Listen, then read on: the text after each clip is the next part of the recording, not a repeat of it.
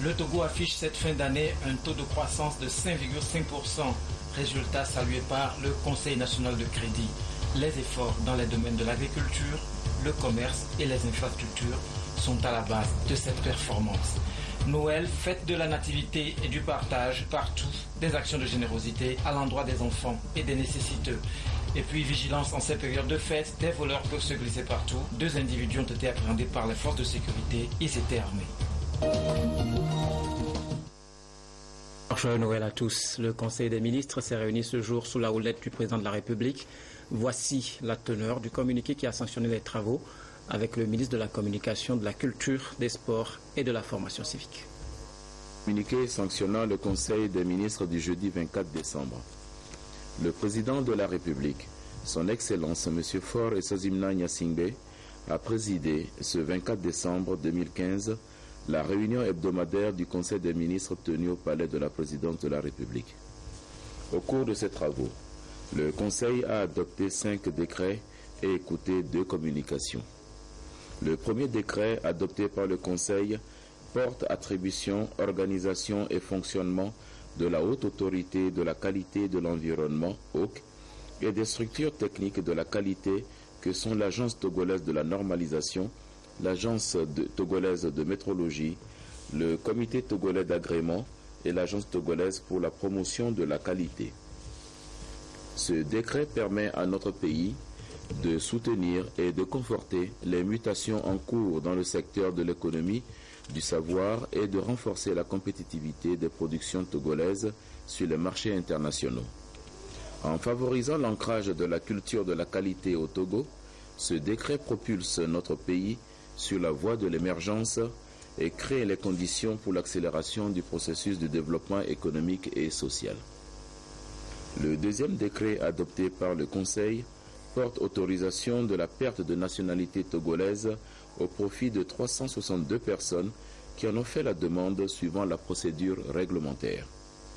En conformité avec les dispositions de l'ordonnance numéro 78-34 du 7 septembre 1978, ce décret permet aux requérants de pouvoir jouir d'une autre nationalité acquise par voie de naturalisation et qui impose l'abandon de la nationalité togolaise.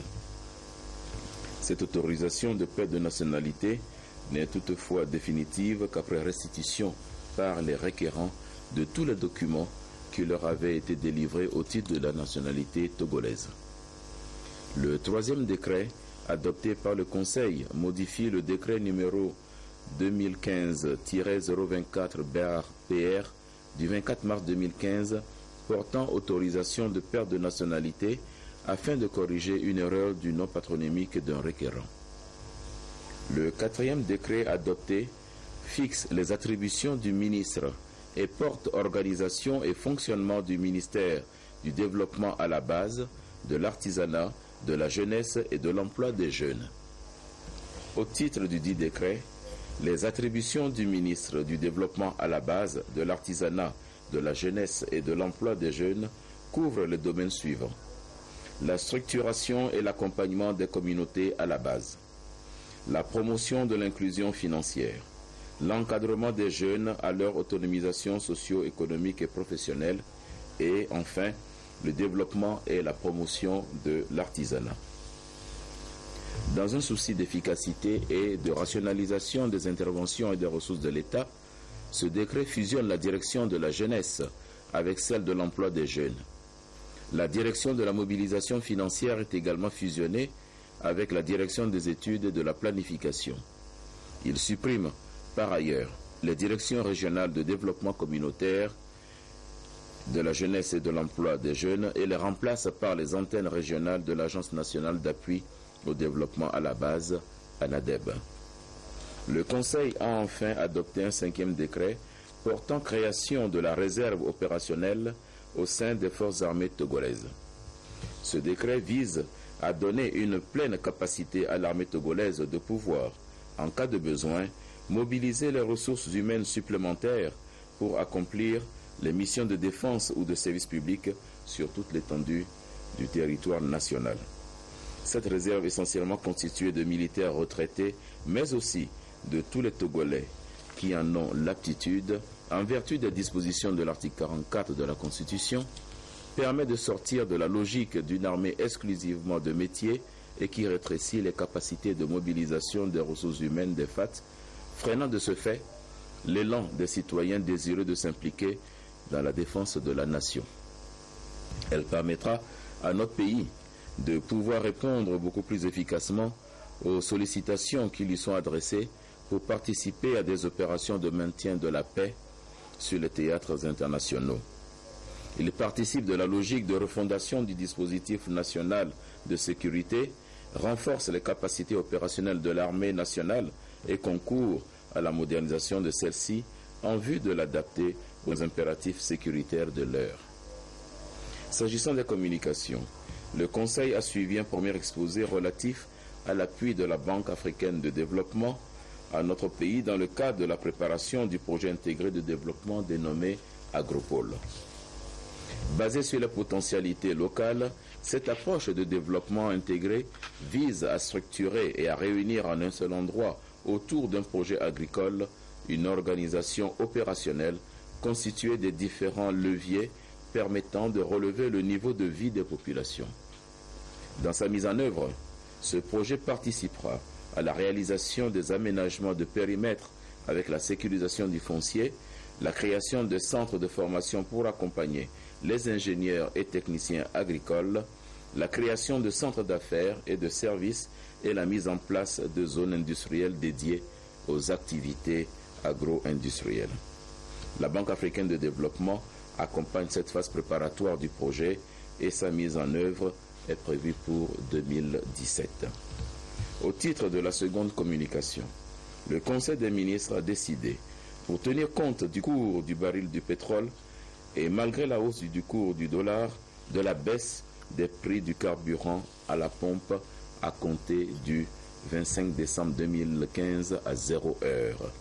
Ainsi, les nouveaux prix des carburants à la pompe sont pour l'essence super sans plomb 520 francs CFA au lieu de 592 francs CFA, soit une baisse de 72 francs CFA. Le pétrole lampant 475 francs CFA au lieu de 514 francs CFA, soit une baisse de 39 francs CFA. Le gazole à 565 francs CFA au lieu de 638 francs CFA, soit une baisse de 73 francs CFA. Fait à Lomé le 24 décembre 2015, le Conseil des ministres. Voilà, cadeau de fin d'année donc pour les Togolais, la chute des prix du carburant. Il y a encore une autre bonne nouvelle, la sélection du Togo au Threshold Programme du Millennium Account des États-Unis, le couronnement des efforts déployés par divers comités sectoriels, les détails avec Dodo Waré, Tchassinambaga. C'est une véritable prouesse que le Togo vient d'accomplir en satisfaisant à 10 indicateurs sur 20 en seulement 2 ans et en décrochant le Threshold Programme ou le programme seuil du Millennium Challenge Account des États-Unis. Le Togo doit cette performance tout d'abord à la volonté politique manifeste du chef de l'État, aux réformes audacieuses engagées par le gouvernement, mais également au travail de fourmi abattu par les membres des comités sectoriels.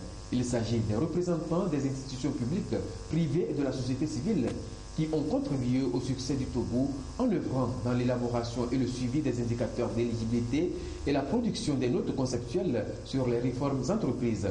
Il était donc opportun pour la cellule du Millennium Challenge Account Togo de célébrer cette performance et de féliciter tous les acteurs pour leurs multiples efforts. Le Threshold Programme acquis, il est désormais question de mobiliser tous les différents acteurs pour la conquête du programme Compact avec à la clé 200 à 500 millions de dollars. Mais il reste à relever un défi de taille, la corruption. C'est un critère très important et nous, de la société civile, nous n'avons pas cessé de dire durant les 2 dernières années que ce critère étant très important, le gouvernement a un chantier très important dans ce sens-là, à assainir le domaine de la corruption pour que nous puissions lever définitivement ce critère-là qui va nous permettre de faire un grand bond en avant. La communauté internationale reconnaît aujourd'hui que le Togo a fait de gros efforts en matière de lutte contre la corruption. Nous sommes aujourd'hui à la médiane, mais nous n'allons pas nous en tenir là. L'année prochaine, nous montrerons encore davantage que le Togo peut faire beaucoup mieux. Le programme Seuil et Compact du Millennium Challenge Account sont des subventions du gouvernement américain pour lutter contre la pauvreté et promouvoir la croissance économique. C'est une opportunité pour le Togo engagé dans une stratégie de croissance accélérée et de promotion de l'emploi. Voilà pourquoi le ministre Kwasi Asimaïdou a exhorté les membres des comités sectoriels à plus d'engagement. Vous avez travaillé pendant les années, surtout les 2 dernières années. Et aujourd'hui, les efforts sont reconnus. Je tiens à vous en féliciter.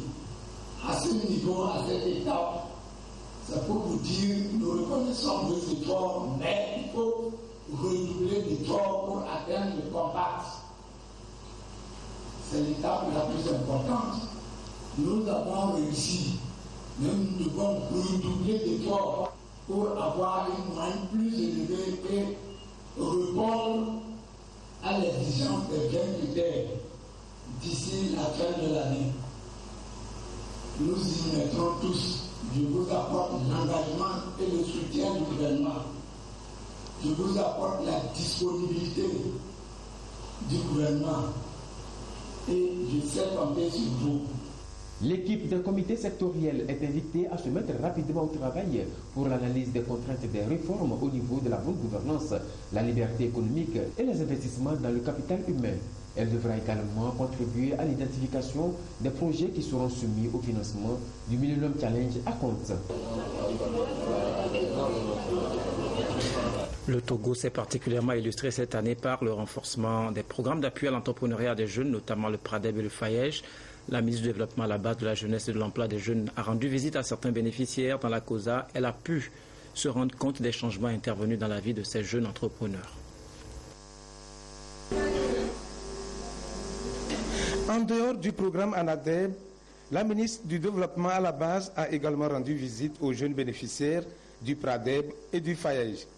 À Karatomde, Bosque Banawaze, jeune artisan de 33 ans, est un promo-entrepreneur spécialisé dans la fabrication des fauteuils bourrés.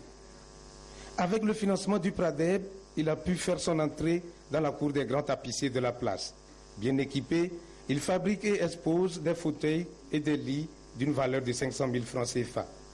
Il emploie 12 agents, dont 2 permanents, 2 ouvriers et 8 apprentis. Il est un modèle de réussite. PRADEB a changé beaucoup de choses dans ma vie. Et je remercie beaucoup PRADEB. Je remercie aussi le ministère du Développement à la base pour l'appui qu'ils sont en train de faire à nous les jeunes.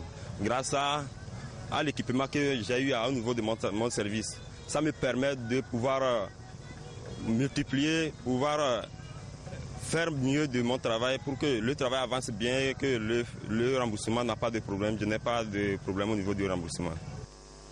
Pelengue Palakiem, qui a aussi reçu la visite de la ministre Victoire Dogbé, est un jeune peintre qui a mis en place une maison de composition de peinture. Avec 2 500 000 francs CFA de crédit obtenus, il est aujourd'hui l'un des rares fournisseurs de peinture auto dans la région. Au cours de la journée, j'ai au moins plus de 10 clients qui me rendent visite. Et aujourd'hui, je suis fier de la reconnaissance aussi de la population, qui est très satisfaite par ce que je fais pour vraiment résoudre un problème qui était vraiment là sur le tapis, mais que personne ne songeait entreprendre. Je suis à la recherche des gens pour les former. Après les échanges avec ces 2 bénéficiaires du programme PRADEB, la ministre Victoire Dogbé s'est rendue à Karayeou, où elle a rencontré le jeune Badia Abalo qui s'intéresse à la production du savon. Avec le financement du fonds d'appui aux initiatives des jeunes FAYEJ, à hauteur de 2 500 000 francs CFA, il a acquis le matériel nécessaire pour augmenter le niveau de production à 30 unités en moyenne par mois, ce qui lui a permis de s'imposer sur le marché. Nous produisons par exemple 10 cartons par jour. 10 cartons par jour et nous les écoulons dans les marchés. Après le financement du fils, vraiment ça nous a beaucoup aidé. Avec ça, nous avons payé des huiles chez les gens et ils ont su que nous avons des fonds et actuellement ils nous livrent à crédit un peu. Et avec ça aussi nous avançons. Nous avons aussi employé les jeunes étudiants pour pouvoir aussi les aider. La ministre Victoire Dogbé s'est ensuite rendue au siège du Fonds national de la finance inclusive, FNFI de Kara, pour des discussions avec d'autres jeunes bénéficiaires du produit AGICEF. Des bénéficiaires de ce produit du FNFI ont fait des témoignages très édifiants sur les retombées de ce crédit. En dehors de mes études, j'ai appris à faire la cordonnerie. J'ai fait la cordonnerie moderne, j'ai fait tout ce qui tourne autour de la chaussure. J'ai appris le programme de FNFI et je me suis présenté à leur niveau. Vraiment, ils m'ont satisfait. J'ai eu le crédit de 300 000. Je vous assure, depuis que j'ai eu ce financement, ma vie ne reste plus la même. J'ai travaillé sous l'arbre, un arbre au campus. Aujourd'hui, j'ai mon kiosque au bord de la route. Et vraiment, je fais de très belles choses. Et je ne peux que remercier vraiment ce financement. Après le crédit, moi j'ai payé 2 appareils qui me servent à tisser sur ça. J'ai payé les fils que je tisse. Et quand j'ai tissé, j'ai déjà tissé 10 complets. J'ai liquidé 2 trucs, j'ai payé première tranche. Et j'ai eu sur ça, j'ai payé deuxième tranche de scolarité à ma fille. Aujourd'hui, je suis amie de tous mes enfants parce que je leur réponds toutes leurs questions. Et entre moi et le conjoint, il y a l'entente aussi. La ministre a eu à apprécier le niveau de réalisation et l'impact des différents projets dans la région. Notre visite nous a permis de faire le point avec les différents représentants des communautés qui ont dit qu'ils sont satisfaits du partenariat qu'ils ont avec l'ANADEB par rapport au PDC. Et ce qu'il faut ajouter, c'est qu'en dehors des 10 quartiers, il y a 6 nouveaux quartiers qui rentrent dans le processus, qui ont également eu à faire leur diagnostic participatif et qui disposent désormais de leur fondation de quartier. Les jeunes qui ont bénéficié de ces appuis ont réellement ont bien utilisé les crédits qui ont été mis à leur disposition. Ils ont été très bien formés, ils ont su gérer comme il faut les choses et nous avons constaté avec grand plaisir que les jeunes ont commencé par rembourser. Et je suis sûre qu'ils seront dans une situation où il faut encore consolider leur activité. Ils ont tous créé des emplois pour eux-mêmes, des emplois pour d'autres jeunes. Et nous avons saisi l'occasion pour organiser une rencontre informelle pour permettre à ces jeunes-là de pouvoir partager leur expérience avec d'autres jeunes qui hésitent encore.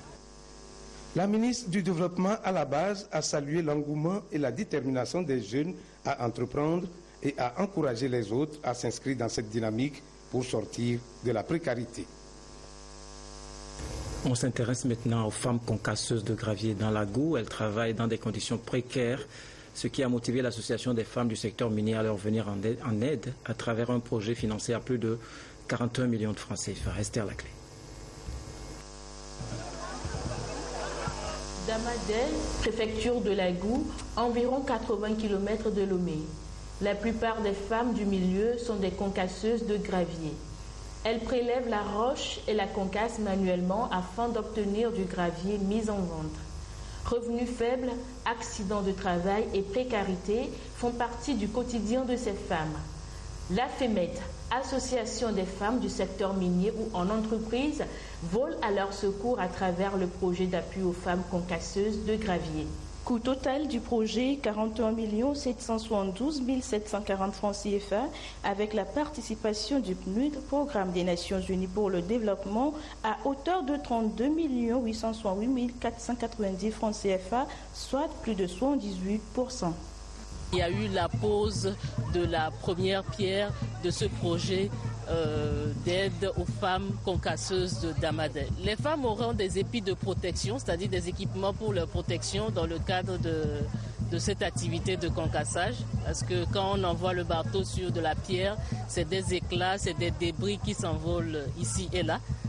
Donc il faut pouvoir protéger la femme. En prélude à cette rencontre, les membres de la FEMET ont rencontré les élèves du lycée d'Agou.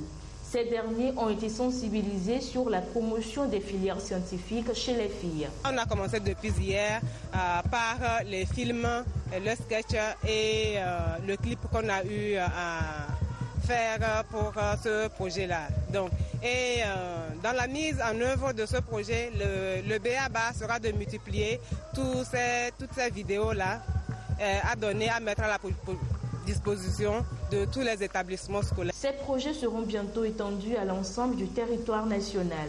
La FEMET, depuis sa création en avril 2014, veut œuvrer pour le bien-être des populations en commençant par les couches les plus vulnérables que sont les femmes. Nous allons faire une incursion dans l'ambiance de Noël, direction le cabinet du ministère des Affaires étrangères. Les enfants du personnel ont été couverts de cadeaux, des kits festifs pour leur offrir la joie de la fête de la nativité. Augustin Kossi, Carmen Madjé, à Capo.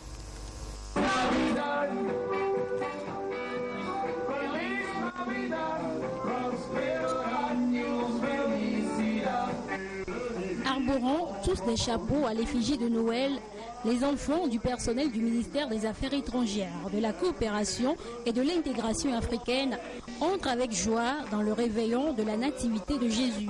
Un moment que le ministre Robert Doucet a voulu partager avec eux pour leur souhaiter joyeux Noël et à tous ses collaborateurs. Des cadeaux ont été offerts aux enfants, une démarche appréciée par les bénéficiaires. Je remercie le ministre des Affaires étrangères, les donateurs qui nous ont offert des cadeaux et qui nous ont invités à cette fête. Je souhaite joyeux Noël au ministre, aux enfants et aux parents.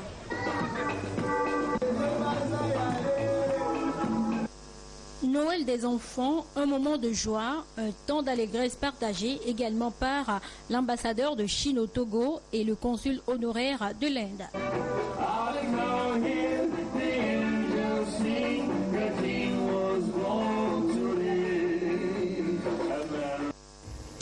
À l'instar de la joie vécue par ces enfants, l'ambiance sera à son comble partout durant ces périodes de fin d'année. Il y a à boire et à manger à volonté. Mais il y a peut-être une mesure à tout cela pour ne pas s'attirer des ennuis de santé après la fête. Nathalie Paniguet nous en dit un peu plus. Nous sommes dans l'ambiance des fêtes de fin d'année et dans quelques heures, la fête de Noël. Déjà, dans les marchés, chacun s'active pour offrir un meilleur repas de Noël à sa famille. Je suis venue, j'ai acheté, comme c'est la cuisine, j'ai acheté moulinès, plus un peu du vin. Je vais revenir acheter les biscuits et puis les sucreries. En ces périodes, beaucoup de produits abondent sur le marché. Du vin, des sucreries, bref, un peu de tout pour rendre la fête belle. Mais comment s'alimenter pendant ces moments? La première des choses, savoir choisir les aliments. La deuxième des choses, c'est d'avoir de savoir porter un plus grand soin dans la préparation de ces aliments. Et après avoir préparé, il faut s'alimenter vraiment. Maintenant, comment s'alimenter? C'est vrai, c'est une période où on voit souvent les gens faire des excès. Et or, c'est ce qu'il ne faut pas faire. Pour éviter les excès, il faut savoir ce qu'il faut manger. C'est-à-dire qu'il faut manger, comme on le dit, l'entrée. Il faut peut-être donner plus de priorité à l'entrée.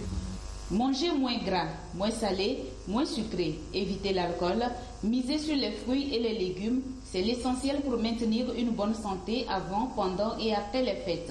Pendant les fêtes, on voit que le nombre d'intoxications alimentaires augmente dans les hôpitaux. Pourquoi? Parce que les gens n'ont pas pris tous les soins depuis la sélection des aliments jusqu'à leur préparation. Et on introduit dans l'aliment soit des produits chimiques ou bien des microbes, des bactéries, des virus, et ça donne ce qu'on appelle l'intoxication alimentaire. Il faut donc éviter l'abus en prenant les repas de fête comme ceux de tous les jours et s'assurer que notre corps s'adapte à tout ce qu'on mange. Des astuces pour éviter tout désagrément. Des images défectueuses par endroits, veuillez nous en excuser. Insécurité, attention aux braqueurs. 2 individus ont été appréhendés par les forces de sécurité et portent sur eux une arme à feu. La population est invitée à la vigilance pour dénoncer en temps opportun tout comportement suspect. Luc Assis, Antoinette Romain, va voir. Suite à l'opération coup de poing effectuée par le groupe d'intervention de la police nationale dans les quartiers d'Amoutive et ses environs dans la nuit du 11 au 12 décembre dernier, 2 présumés braqueurs ont été interpellés. Il s'agit de Dodi Djondo et Kofi Akuto, tous 2 de nationalité togolaise et dealers de cannabis selon la police. Le nommé Djondo a été interpellé dans une ruelle non éclairée en compagnie de son compagnon, le nommé Akuto Kofi, 35 ans, se disant maçon demeurant à Dogomé, lui également ado d'une moto dont l'immatriculation a été rendue invisible pour les besoins de leurs opérations malveillantes. La suite des investigations menées par la direction centrale de la police judiciaire a permis d'établir que ce binôme constitue un membre d'un réseau de braqueurs qui opère dans la ville de Lomé et de ses environs. De leurs propres aveux, ils planifiaient d'autres braquages. Pour ce faire, ils espéraient un renfort de 2 autres membres qui devaient arriver du Ghana. La palpation de sécurité effectuée sur ces individus a permis de découvrir sur le nommé Djondo Doji, 39 ans, de nationalité togolaise, un pistolet automatique et son chargeur. Il est à préciser que Dodi Djondo a été un pensionnaire de la prison civile de Lomé où il avait purgé une peine de 6 mois. Ces individus seront présentés au procureur de la République pour répondre de leurs actes. La police nationale appelle une fois encore la population à redoubler de vigilance et à collaborer avec elle pour le démantèlement de ces réseaux de malfaiteurs. Et il y a plein d'astuces pour échapper à ces vices et surmonter la précarité. Au Brésil, par exemple, la période de Noël est une opportunité pour beaucoup de personnes du troisième âge de se faire enrôler dans des programmes de Papa Noël pour arrondir leur fin d'année. Regardez plutôt. La petite Laetitia a 2 semaines à peine et elle pose déjà en photo avec le Père Noël. Un moment que les jeunes parents ont tenu à immortaliser en photo. C'est ce que ça représente, Noël. La naissance de Jésus-Christ, la naissance de l'espoir d'une vie meilleure. Et c'est pour ça qu'on est venu avec notre bébé, pour qu'elle ait sa première photo avec le Père Noël. Un Père Noël devenu presque professionnel, car avant de poser avec les enfants dans ce centre commercial, il a bénéficié de véritables cours dans l'école du Père Noël, devenue une institution à Rio de Janeiro. Comme lui, près de 40 candidats à la barbe blanche et bien fournis ont reçu des cours d'expression, d'improvisation, sans oublier les cours de musique pour y étudier les grands classiques des chansons de Noël.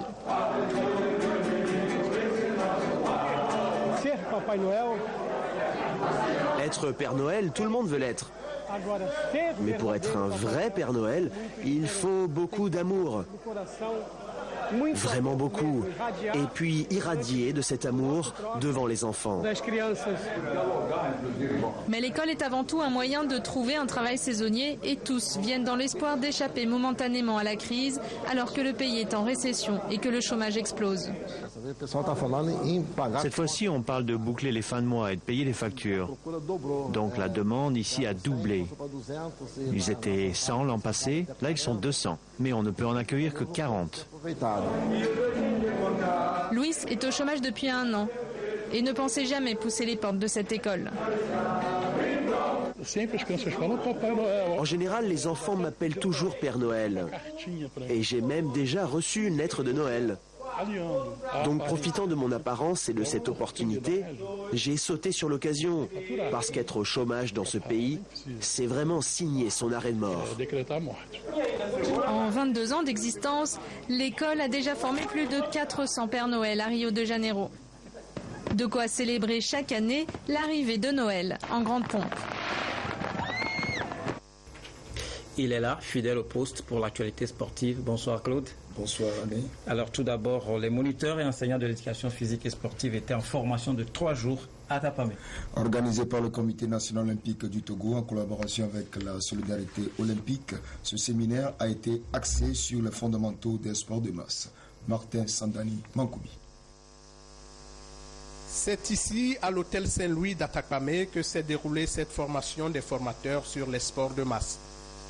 L'objectif était d'apprendre aux moniteurs les règles qu'il faut respecter pour profiter des bienfaits du sport afin que celui-ci ne devienne pas nuisible à la santé des pratiquants. Les participants se sont réjouis de l'initiative du Comité national olympique togolais, CNOT. Je remercie beaucoup le CNOT qui avait envoyé nos grands, nos connaisseurs pour nous former. Sincèrement, je suis fière de me former ainsi. Pourquoi je suis fière? Pourquoi je suis contente? On nous avait tout expliqué, croyant que nous voulons nous amuser comme on le faisait avant, mais cette fois-ci, c'est de bonnes choses. On a beaucoup appris. Les formateurs, quant à eux, jugent fructueuse la rencontre d'Atakpamé. Je crois que les séminaristes ont assimilé ce peu d'informations que nous avons eu à leur donner. Parce qu'à la fin du séminaire, on a eu à faire une petite évaluation. Et à travers cette évaluation, nous avons compris que les apprenants ont promis commencer à changer certaines de leurs habitudes. Vous savez, le sport, bien qu'il ne soit bénéfique à la santé, peut être aussi. Voilà, Claude, il y a le comité de normalisation de la FTF installé le 8 décembre qui a pris fonction, qui a fait sa première sortie officielle. Sophie, à travers un point de presse tenu hier au siège de la FTF, point au cours duquel le comité a présenté l'état des lieux depuis sa prise de fonction et a précisé son chronogramme. Des précisions avec Tiens Puteba. Installé le 8 décembre, le nouveau comité de normalisation de la Fédération togolaise de football a décidé de parler pour la première fois à travers ce point de presse. Point au cours duquel il s'est agi de l'état des lieux depuis la prise de fonction de ce comité et du chronogramme des tâches à accomplir. Conformément au statut de la FTF de 2008, le comité de normalisation a élaboré le chronogramme suivant. 5 janvier 2016, c'est la date limite d'envoi des amendements motivés. Le 6 janvier est fixé comme date limite d'envoi des noms des délégués, votants et suppléants devant participer au congrès extraordinaire statutaire. Et le 20 janvier 2016, le congrès extraordinaire statutaire aura lieu ici à Lomé. En ce qui concerne le congrès électif du 13 février 2015, 24 janvier 2016, ce sera la fin de dépôt de candidature. Le 26 janvier 2016, décision de la commission électorale. Mission confiée au comité de normalisation sur décision du comité exécutif de la FIFA du 4 décembre 2015. Les 27 et 28 janvier 2016, dépôt des recours. 29, 30 janvier 2016, décision de la commission de recours en matière électorale. 31 janvier 2016, publication des listes définitives. Après avoir ainsi exécuté toutes ces tâches, le comité de normalisation rend son tablier le 15 février 2016, comme indiqué dans sa feuille de route. Alors voilà, mais c'est tout juste le temps de rappeler aux amis télésportifs que la division des sports présentera sa rétrospective 2015 à partir de 14h45. Et pour la rédaction, ce sera le 28. Au revoir et à très bientôt. Merci. On finit avec ces images féeriques qu'offre la ville de Lomé, des jeux de lumière, des décorations qui accrochent le regard et offrent des paysages de rêve. Je vous laisse apprécier.